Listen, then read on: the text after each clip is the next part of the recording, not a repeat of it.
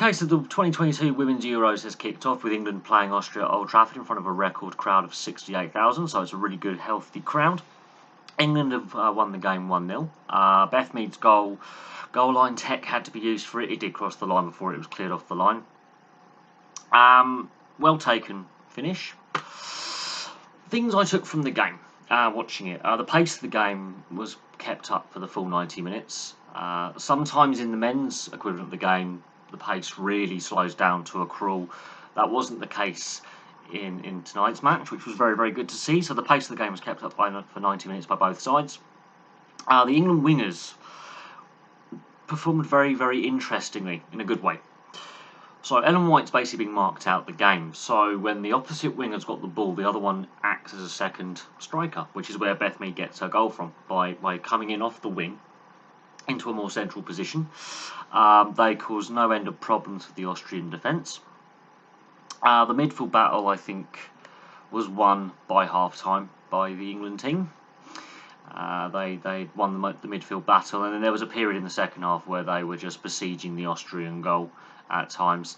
The pace of the game, I think, did take a toll on the players. The pace did start to just tail off a little bit. Some of the Austrian players play domestically in Austria, which is a part-time league. That was very, very evident with the pace of the game catching up with them. They were looking a little bit leggy towards the end. Obviously, the English players are all professional, and you could see that difference. Although the majority of the Austrian players play in the German league system, which is also professional, and the German Women's Bundesliga is a top women's league. Things that I think England can improve on, certain areas in the final third, misplaced passes. There was some sloppy play at times in defence as well, giving away the ball sloppily, misplaced passes. The Austrians are known to be a very defensively solid outfit. They were back in 2017. They didn't concede a goal until they were never behind actually until the semi-finals.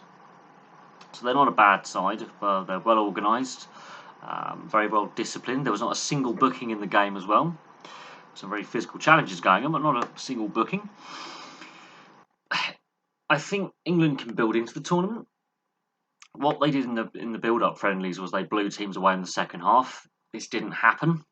When you're coming up against a very well drilled, organised team, they can also catch you on the counter-attack. The form England have shown going in to the finals is they are a better team in the second half than the first half. I would think on the chances they created and the possession they had in the second half, yes. Some of the finishing wasn't bad. The build-up play was very, very good. But not a lot of chances were created in this game, which is understandable if it's the opening game of a tournament. So they can build into the tournament. I think there's a few areas they can work on. I think with some of these newer combinations that they have, some players not being selected, like Steph Houghton not being in the defence, is also very, very key. So Steph Houghton not being there didn't actually impact the side that badly. When you lose your captain, there's several other leadership figures within the squad. On the Austrian side of things, I think they can take a lot from that performance going forward. We'll obviously have to see how Norway and Northern Ireland do tomorrow evening, which looks likely to be a very, very good game. And the Norwegians and Scandinavian nations, in particular, when it comes to women's football, are very, very well. They're very good. Basically, they are the forefront of the game. They're the reason why women's football has got to the level it has. Is they were the forerunners of building up the quality of the women's game. So that's going to be interesting. But yeah, overall it was a solid performance. Not quite the finished article because friendlies are different to tournament football. I think maybe England could probably pace their performances better. They did. It was a very frantically high pace, high energy game. The wide areas they look dangerous. The build-up play looks very, very good. But some of the decision making in the final third, with that final pass at times, needs a little bit of work. But overall, positive start to the tournament, and of course in front of a record crowd. So there we go. Thank you very much for watching. Not a bad start to the tournament. The atmosphere was brilliant from the first minute until the final whistle. There was never a moment where the atmosphere dipped because the energy on the field was quite good. that's in stark contrast to the men's team. The men's team right now are misfiring, not performing very well. A lot of negative, aimless passing. Tonight, all the passing was positive. There was clearly intent. Okay, if we have to pass backwards, we are going to go forwards in the next phase of play. There was none of this aimless passing around the back. There was always intent behind the passing, good movement off the ball, which is good to see.